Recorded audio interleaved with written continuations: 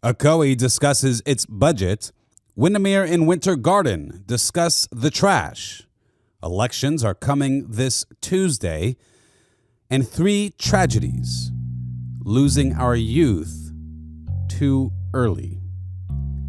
The date is August 18th, 2022. We're going to go through these stories and more. Welcome to West Orange on the Go. My name is Austin Arthur, and this is where we do local news and comment. And when I say local news, I mean hyper-local. West Orange. This is your news. We begin in 10 seconds. You're listening to West Orange on the Go. Brought to you by the West Orange Times and Observer. Hosted by Austin Arthur. West Orange on the Go. The Ocoee City Commission has discussed the tentative budget for the upcoming fiscal year. The general fund is tentatively approved at $72.8 million. That is a 7.4% decrease from fiscal year 2022. The proposal has a millage rate of 5.05. Now that is 0.05 mils lower than last year's. So that is nice news there for the folks on the issue of property tax. The detailed breakdown is in this week's paper done by Andrea Mujica. And, over the decades, this city has experienced incredible growth. Andrea marks it down for us in the paper. She says that in 2011, the city had close to 36,000 residents. But in 2020, the census reflects close to 50,000 residents. So that is a growing community and doing quite well with their city management. Now let's go on down to the town of Oakland. Amy Questenberry tells us a vote on a preliminary site plan for a new subdivision south of West Colonial Drive has been postponed by the Oakland Town Commission, reportedly due to a lack of information from the applicant. Now, at the August 9th commission meeting, elected officials were being presented with the preliminary plan for Bay View at Johns Lake, a proposed 7-acre, 20-home community at the south end of Remington Road. Now, several residents were in attendance at the meeting, and they opposed this new neighborhood, which would abut their community of Johns Landing. They complained of the smaller lot sizes, the increase in traffic, and general invasion of their privacy, as well as other things. Now, in the town of Oakland, they have a great mayor there, Kathy Stark. She said, quote, "I don't think the P&Z, that is the Planning and Zoning Board, should have pushed it to us in this condition," end quote. The Windermere Town Council discussed service issues from Waste Pro for solid waste and recycling collection at its Tuesday, August 9th meeting. There's a big problem going on that many agree on. And the town council has resolved to essentially work with Waste Pro to give them some opportunity to land some benchmark improvements before they have to look at exercising maybe some different steps with their contract. Now, interestingly enough, residents in the city of Winter Garden soon will be paying more for their trash service. They also have been having discussion. The city last increased these rates for solid waste 14 years ago, in May 2008. However, since 2008, the solid waste operating expenses have increased on average about 5.3% annually. Now, that's 14 years worth of increase with no increase in the tax. Now, the monthly residential rates will go up from $19 per month to $22 per month starting on August 1st. So that's just a $3 increase monthly. Now, let me say something. I am a Winter Garden resident. Check that. I am a proud Winter Garden resident. And the solid waste service, well, it's pretty incredible. They come twice a week, but they do a great job on the second day. Well, depending on what route you're in, for me, it's the second day. For me, it's Thursdays. They pick up, really almost anything that you put on the side of that road, I mean, it's really terrific. You know, you can imagine you're doing some major work in your house, getting rid of old stuff. You could put on the side of the road on the proper day, and the city just picks it up. So although I loathe new increasing taxes, taxes in general are, shall we say, they are a necessary evil. And in this case, in my opinion, the service merits the fee.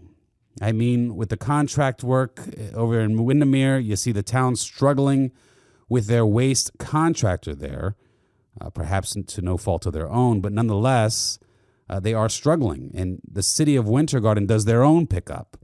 You know, that's city staff that is picking up your trash if you are in the city limits of Winter Garden.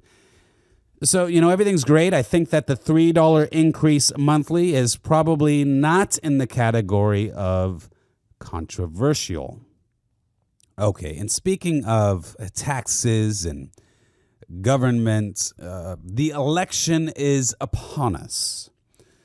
And the West Orange Times and Observer has been taking us through with some great, and I do mean great, questionnaires. And this week's we have U.S. House Florida District 11 candidates opining. So we have the questions there in this week's paper, and the candidates all answer them. This is the new district lines, which now bring West Orange County in with Lake County, insofar as the U.S. congressional representation goes. That was not the case prior. But now it is. Now we are aligned with Lake County in terms of our federal representation in the House of Representatives. And for the primary, there are 3 Republicans vying for the nomination. There is only one Democrat running in that district, so no primary on the Democrat side. But this week, you can learn all about these Republican candidates. They are Laura Loomer, Gabrielle Soriano, and Daniel Webster. And so those are the 3 that if you are a registered Republican in Florida, you can vote on in this district, the West Orange District, coupled with Lake County, on Tuesday, August 23rd. That is Tuesday, August 23rd. Check the paper to learn about these candidates. All right, now in this week's paper, you will see, and really every week, there's a news section that is hyperlocal news and an education section. And for this week, there is the education influencer of the week, Sarah Reynolds of Foundation Academy.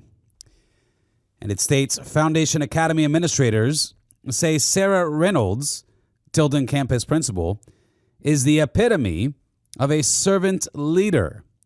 She makes it her mission to get to know all 550 students by name and their personal stories. Now, I am proud to see this highlight in the paper. There is a question and answer with her there, all laid out. I'm proud because my daughter goes to Foundation Academy, the Plant Street campus, and they are a sponsor of this program. You should check them out. Foundation Academy, where character matters. Okay, I'd like to get into the final page here. Now, you know, the final page is unique. I might just talk about a topic that's important to me, or maybe select my favorite or most important story of the week and go through that a little. But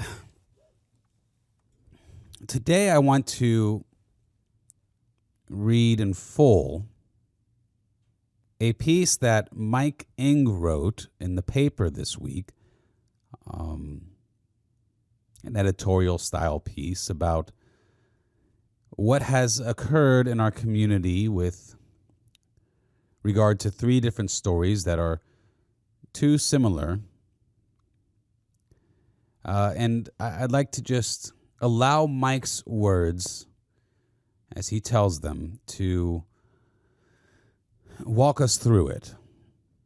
So our editor and publisher, his words read, My wife and I were at a celebratory dinner with our 3 kids when I learned the news. This year we have a child in all 3 school levels, elementary, middle, and high, and had just completed our first day of the new school year. Everyone was delivered to school on time and subsequently retrieved. We had battled car lines, gridlock jams, and our own impatience and frustration, and made it through. Although we were out to eat for celebratory purposes, my mind wouldn't let me relax. How in the world are we going to do this all year? Better yet, my thoughts drifted arrogantly. The way they do the car lines makes no sense. If I were in charge, I could fix it for them.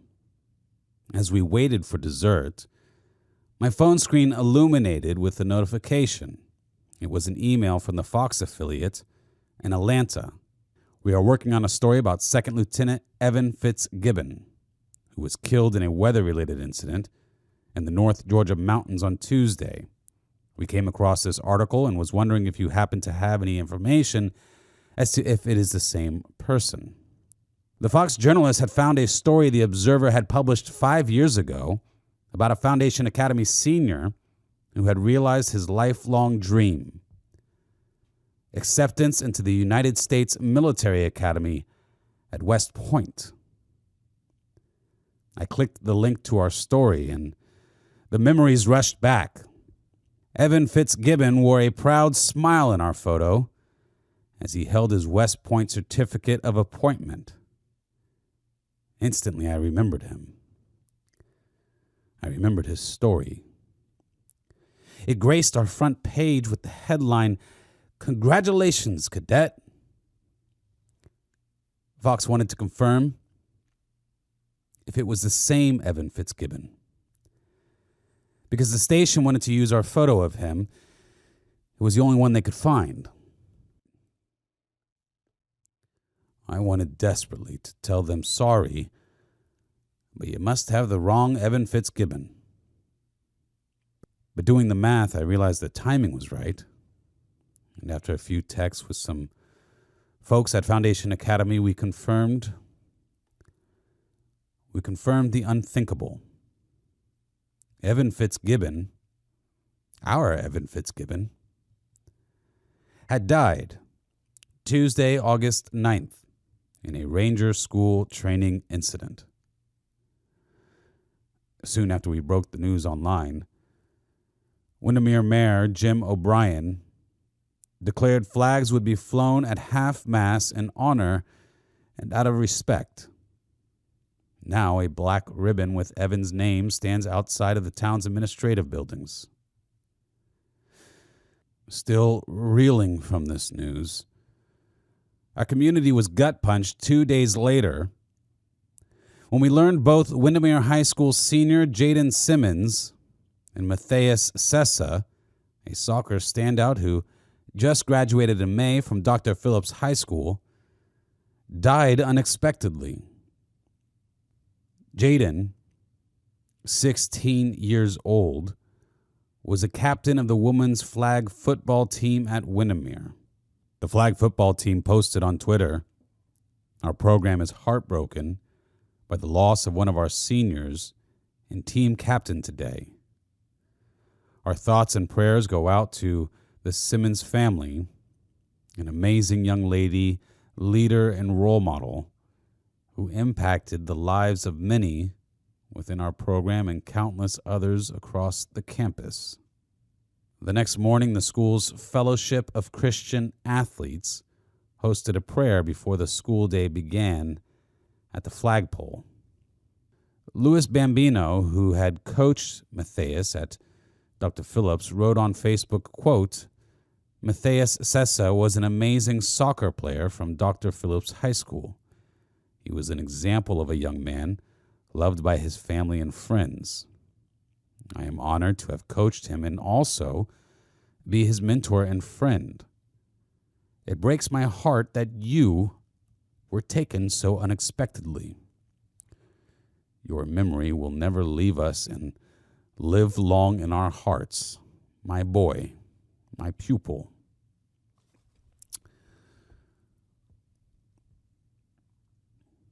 Mike continues, our hearts at the Observer are broken for the families of these three, as well as for their friends, teammates, and school community.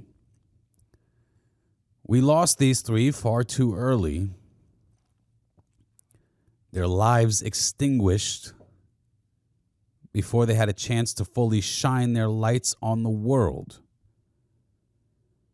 Perhaps now it is up to us, all of us, to do that in their absence. Maybe that means hugging our children more, telling them we love them more often, savoring every moment, even car line. Maybe it's in kindness, stopping to let a fellow parent merge, or loving your neighbor a little more. Maybe it's forgiveness. However that looks for you, do it in remembrance of Evan, Jaiden, and Matheus. A touching piece from our editor and publisher, Michael Ing. I'd like to add that I pray for the Holy Spirit to comfort these three families and for God to welcome these three children with open arms.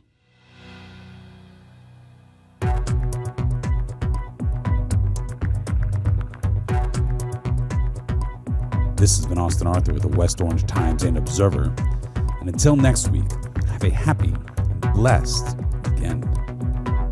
West Orange on the Go is brought to you by the West Orange Times and Observer. Hosted by Austin Arthur. West Orange on the Go.